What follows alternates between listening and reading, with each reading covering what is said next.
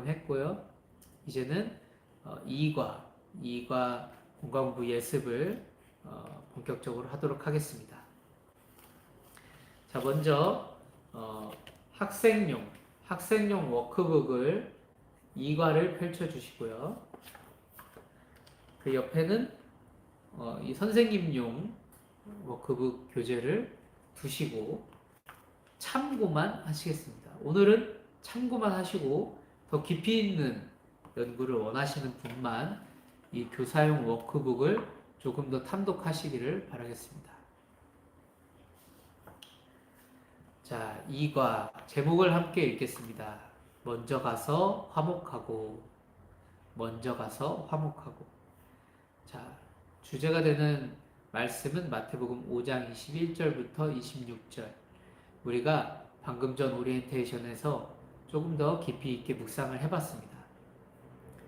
자, 그리고 그 밑에 보면 제일 가장 중심이 되는 성구 한 절이 있습니다. 마태복음 5장 24절인데요.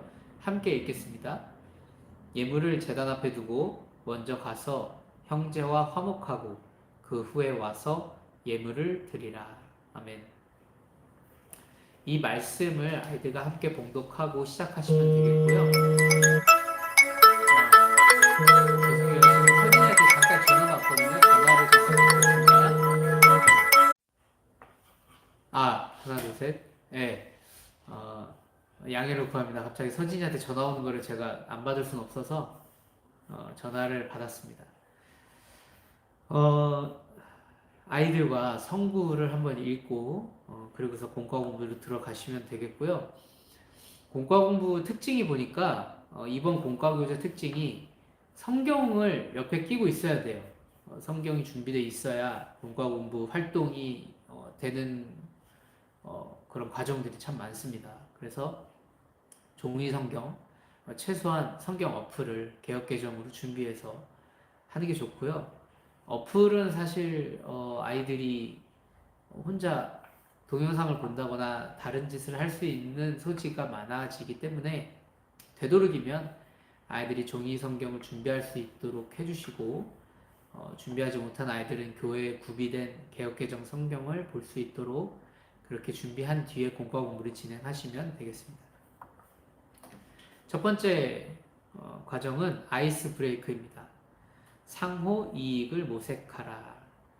자, 밑에 보면은 그림과 설명이 나와 있죠. 네 가지의 그림과 설명이 나와 있습니다.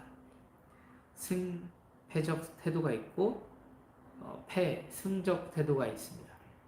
그리고 패적 태도가 있고 승적 태도가 있습니다. 이게 무슨 말이냐? 읽어보면 내용이 다 나옵니다. 아래 유형 중에 나는 어떤 쪽에 가까운 사람인가요? 이렇게 물어보면서 그 중에서 선택할 수 있게 자기 생활적인 특성이 어떤지, 어떤 성향으로 행동하는지 그것을 선택해 보도록 합니다. 첫 번째, 승패적 태도입니다. 예를 들면 피자의 크기가 똑같은데 남이 먹어버리면 내가 먹을 양이 줄어들기 때문에 남이 먹기 전에 내가 더 많이 먹겠다는 경쟁적인 태도를 말합니다. 그리고 패승적 태도는 자기 자신을 신발에 흙을 닦으라고 깔아놓은 발판처럼 여기는 태도입니다. 네가 편리하다면 나를 좀 불편하게 해도 좋아. 내가 좀 깔아뭉개줘도 네가 편하다면, 네가 좋은 일이라면 나는 상관없어 라는 태도인 거죠. 다음 또 패적 태도입니다. 이 전쟁이 나게 되면 사실 승자 패자가 명확히 구분이 되지 않습니다. 전쟁에서 이겨도 피해가 막심하고 저도 피해가 막심합니다. 전쟁을 일으킨 쪽이나 전쟁을 당한 쪽이나 피해가 크기는 마찬가지죠. 국민들은 어떻습니까? 뭐 황제나 권세자들은 어떤 걸 가져갈지 모르지만 일반 국민들은 농사 지을 시간에 할애해서 그걸 나간 것이며 자기 육신이 다치거나 그렇게 돼서 오는 경우도 있고 불구가 돼서 오는 경우도 있고 여러 가지 피해가 동일하고 또 약속한 그런 전리품들을 국가가 주지 않을 수도 있고 여러 가지 피해를 볼 수 있는 여지가 역사를 통해서 많이 우리가 알려주고 있지 않습니까? 이게 바로 너 죽고 나 죽자라는 태도입니다. 패패적인 태도입니다. 마지막으로 승승적 태도입니다. 예를 들면 모두가 배불리 먹을 수 있도록 음식을 충분히 준비하는 태도이죠. 음식을 준비하긴 하는데 너도 배불리 맛있게 먹고 나도 배불리 맛있게 먹자. 그래서 많이 준비했다. 이런 태도를 승승적 태도라고 합니다. 이 중에서 어떤 태도인지 아이들께 물어보고 아이들에게 어떤 태도가 좋을까? 제목과 같이 상호이익을 모색하는 거니까 당연히 정답은 뭐겠어요? 승승적 태도이죠. 그러니까 윈윈 하는 것이죠. 이게 아마 모범 답안이겠습니다. 그러나 믿는 자들의 삶이란 꼭 이렇게 윈윈 하지 못할 때도 많이 있죠. 하나님께서 십자가를 지라고 하실 때도 있는 것이죠. 어쩔 수 없이 패승적 태도, 그러니까 나를 밟고서라도 너가 좋아진다면 그렇게 해도 좋아 라는 태도를 우리가 예수님께 배웠지 않습니까? 그래서 우리는 필요하다면 하나님이 원하신다면 이 패승적 태도까지 준비해야 될 줄로 믿습니다. 이렇게 하시고 넘어가시면 될 것 같고요. 다음 페이지 스프로 형제에게 잘못하면입니다. 자, 형제에게 다음과 같이 대하면 어떤 벌을 받게 될까요? 마태복음 5장 21절과 22절을 아이들과 함께 읽습니다. 그리고 줄긋기로 연결을 시키면 되겠습니다. 자, 볼까요? 만화에서 미련한 놈이라고 첫 번째 그림이 나오죠. 자, 이렇게 하게 되면은 지옥에 빠진다. 이게 말씀 나와 있고, 두 번째 그림 1 플러스 1이 뭐지? 하고 잘 모르고 있는 친구에게 바보 같은 놈 이러면 체포되는 거죠. 아까 사내들인 공에 체포된다 했죠. 당신은 명예훼손죄로 체포합니다. 이렇게 체포당하는 겁니다. 마지막 그림 너 정말 많이 봐줬는데 오늘은 정말 안 되겠다 하고 분노하는 거예요. 화를 내는 겁니다. 자, 그러면 이제 재판장 앞으로 가서 심판을 받게 되는 것이죠. 네, 이런 식으로 연결할 수 있게 아이들이 할 수 있게 활동하시면 되겠습니다. 다음 페이지 나무로 정말 그렇게 될까? 자, 형제에게 화내고 나가라고 하고 미련한 놈이라고 말하는 사람은 왜 그토록 큰 심판을 받게 되는 것일까요? 예수님의 진의가 무엇일까요? 예수님의 진짜 뜻이 무엇이기에 이렇게 되는 것일까요? 모범 답안이 물론 워크북에 다 나와 있습니다. 교사용 워크북에 나와 있지만 제가 찾아서 여러분들께 읽어드리고 싶은 말씀들이 있습니다. 한번 읽어드리겠습니다. 요한일서 3장 14절입니다. 우리는 형제를 사랑함으로 사망에서 옮겨 생명으로 들어간 줄을 알거니와 사랑하지 아니하는 자는 사망에 머물러 있느니라. 아멘. 자, 또 한 말씀 읽어드립니다. 마태복음 6장 14절과 15절입니다. 너희가 사람의 잘못을 용서하면 너희 하늘 아버지께서도 너희 잘못을 용서하시려니와 너희가 사람의 잘못을 용서하지 아니하면 너희 아버지께서도 너희 잘못을 용서하지 아니하시리라. 아멘. 그러니까 우리가 하나님께 잘못을 용서받았기 때문에 다른 사람들의 잘못을 용서하는 것이 너무도 당연하다라는 것을 예수께서 말씀하신 거죠. 마지막으로 마태복음 18장 10절 말씀을 읽으면 삼가 이 작은 자 중에 하나도 업신여기지 말라. 너희에게 말하노니 그들의 천사들이 하늘에서 하늘에 계신 내 아버지의 얼굴을 항상 배움느니라. 그러니까 하나님과 이토록 가까운 이 소자 그리고 믿음의 형제들 이들에게 우리가 업신여겨서는 안 되겠습니다. 그렇게 볼 때 교재로 돌아와서 마태복음 5장 23절과 24절의 참뜻은 무엇일까요? 마태복음 5장 23, 24절에 보니까 예물을 제단 앞에 두고 먼저 가서 형제와 화목하고 그 후에 와서 예물을 드리라. 자, 이 말씀의 참뜻을 이 세 가지 만화 속에서 찾아보는 겁니다. 자, 오른쪽에 보니까 친구들과 약속이 있어 하고 예배당에 들어가지 않는 거예요. 예배보다는 사람들과의 관계가 더 중요하다는 말이다. 맞을까요? 그 아래 왼쪽 보니까 예배 중에 갑자기 친구가 떠납니다. 예배당을 나가요. 너 어디가? 갑자기 친구랑 얘기할 게 약속이 생각났어. 하고 나가는 거예요. 예배 시간에 싸운 것이 생각나면 즉시 그 사람을 찾아가야 한다는 뜻이다. 이걸까요? 자, 오른쪽에 보면 교회를 막아서는 한 사람이 있습니다. 한 사람과 싸웠어요. 그 사람이 입장하려고 합니다. 입장하는 사람에게 싸운 사람은 입장 금지, 예배를 드릴 수 없습니다. 라고 누군가가 막아서는 거죠. 사람들과 싸우고 온 사람은 예배를 드려서는 안 된다는 말이다. 그러니까 예배 들어오면 안 됩니다. 이게 중심이에요? 아니죠. 싸우고 온 사람이란 뜻이에요. 그러니까 싸우고 왔으면 회복해야죠. 어떻게 해요? 사과하고 화해함으로써 회복이 되겠죠. 자, 그러면서 이제 예배를 들어올 수 있는 사람이 되는 것입니다. 이제 그 예배를 하나님이 받으신다는 것입니다. 자, 하나님 원하시는 예배가 그런 어떤 예배일까요? 저도 답안지 보지 않았습니다. 어떤 예배일까요? 자, 형제와 화목하면 하나님이 원하시는 예배를 드릴 수가 있게 되는 것입니다. 형제와 화목하면. 자, 우리에게 형제를 적용해 봅시다. 누가 있죠? 우리 선생님들은 부부관계가 있습니다. 그리고 친지가 있을 수 있고요.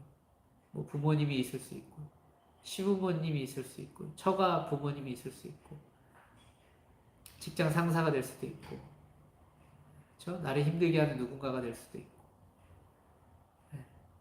그런 모든 관계들에서 사과하고 화해해야 합니다. 네, 모든 관계에서 화해하시고 그 다음에 예배를 드릴 때 하나님 원하시는 예배가 된다. 자, 이렇게 아이들과 활동을 하시면 되겠습니다. 네, 다음 페이지 넘길까요? 마지막으로 삶으로 회복의 자리로 이렇게 나오죠.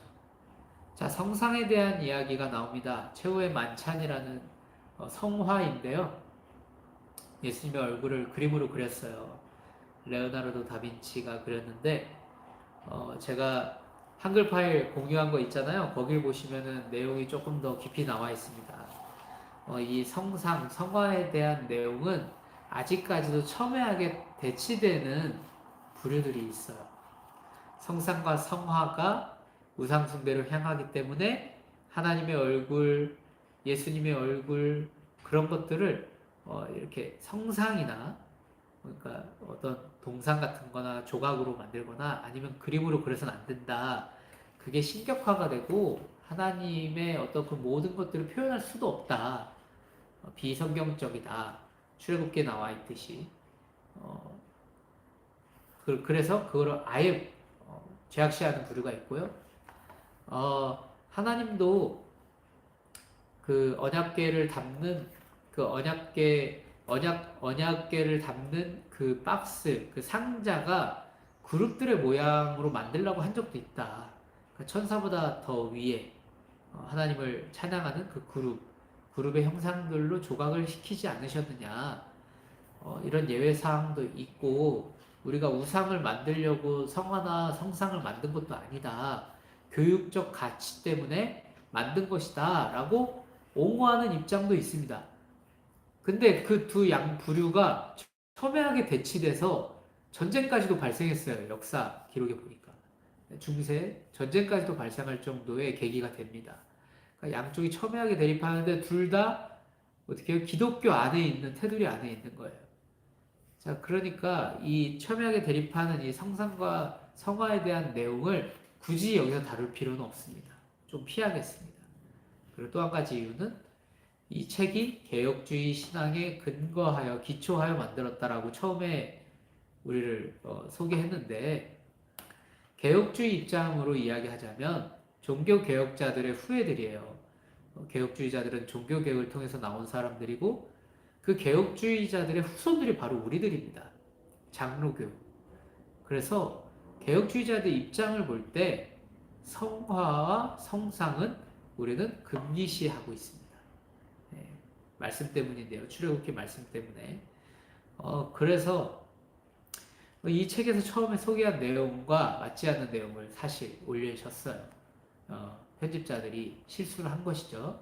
그래서 이 활동은 생략하도록 하겠습니다. 그리고 나서 오늘 내용들은 거의 유치부가 할 정도의 간단한 작업들이었기 때문에 시간이 남을 겁니다. 그러면 어느 것으로 시간을 더 할애하겠냐면 우리가 하려고 하지 않았던 홈 프로젝트를 밑에 보니까 할 수 있는 내용이 처음 나왔습니다. 제가 색지를 A4용지 한 장, 한 사람당 한 장씩을 나눠줄 거예요. 롤링페이퍼를 합니다. 근데 특이한 것은 잘 들으셔야 돼요. 롤링페이퍼가 그 반 아이들하고 하는 게 아니에요. 우리의 잊혀진 친구들, 장기 결석자들, 연락이 두절된 친구들한테 쓰는 롤링페이퍼입니다. 롤링페이퍼를 그 친구들의 명단을 제가 좀 이따가 카톡방에 올려드릴 거예요. 카톡방에 올려드리면 그 친구 명단 총 합해보니까 7명이에요. 그러니까 각 반에 7명한테 롤링페이퍼를 다 각자가 쓰게 하세요. 아이들한테 쓰게 하시고 그러니까 각 반에서 롤링페이퍼가 그러면 몇 장 나오는 거죠? 7명. 7명. 그러니까 14장의 롤링페이퍼가 나오는 겁니다. 각 반에서. 길게 쓰지 않아도 돼요. 한 줄짜리, 두 줄짜리 글이어도 좋습니다. 아이들이 장기 결석자들, 형일 수도 있고, 누나일 수도 있고, 오빠일 수도 있고, 뭐, 언니일 수도 있는데, 그런 사람들에게 편지를 써보는 거예요. 진심을 담아서 편지를 쓰고, 또 위로를 한다거나, 다시 보자고 독려를 한다거나, 안부를 묻는다거나, 그런 내용을 롤링페이퍼에 작성시킨 다음에 제가 그걸 수합해서 아이들에게 주소나 또 연락이 닿거나 이런 상황이 되면 주소가 취합된 애들은 우편으로 보낼 거고요. 저랑 연락이 되는 아이들은 제가 직접 만나서 전달을 할 것입니다. 제가 프라이버시 때문에 얘기할 수 없지만 이 중에는 지금 가출 청소년도 있어요. 근데 저랑 연락이 가끔 되는 친구예요. 장기 결석자 중에. 그 친구를 제가 만날 수 있다면 롤링페이퍼를 전달해서 격려와 위로가 될 수 있도록 그렇게 할 것입니다. 뜻깊은 활동이죠. 홈 프로젝트. 멀어진 친구에게 편지 써보기 때문에 우리 장기 결석자한테 롤링페이퍼를 쓰게 합니다. 명단은 제가 카톡에 이 동영상 편집 마친 뒤로 바로 올려드리도록 하겠습니다. 이렇게 이번 주 4월 셋째 주 2과 공과 공부를 아이들과 하게 될 것입니다. 제가 내일은 메시지를 짧게 전달해서 40분에서 45분쯤에 예배를 마칠까 합니다. 40분에서 45분에 맞춰주시면 바로 시작하셔서 펜을 다 필기도구를 준비하게 하시고 못 찾으실 것 같으면 사무실에 문의하시면 사무실 캐비넷에 아주 좋은 볼펜이 있으니까 충분히 준비가 됩니다. 필기도구 준비하시고 롤링페이퍼에 쓸 색지, 색 A4 용지를 제 책상에서 가져가시고 공과 공부 가져가시고 진행하셔서 15분까지 10시 15분까지 진행해 주시면 되겠습니다. 만약에 이번 주는 너무 시간이 부족했습니다. 다음 주에 이어서 좀 했으면 좋겠습니다. 전도사님 그렇게 말씀하셔도 좋습니다. 제가 다음 시간에 이과를 할 수 있는 시간을 더 드릴 수 있기 때문에 급하게 진행하시지 말고 다만 홈 프로젝트는 다 활동으로 할 수 있도록 그렇게 우선을 해서 시간을 좀 맞춰주시면 좋을 것 같습니다. 네, 이번 주 공과 공부 예습은 이 정도로 하고요. 질문사항은 교사 카톡방이나 이 동영상이 편집본이 올라가게 되면 댓글로 남겨주시면 제가 성실하게 답변해 드리도록 하겠습니다. 네, 수고 많으셨습니다. 건강한 모습으로 내일 뵙겠습니다.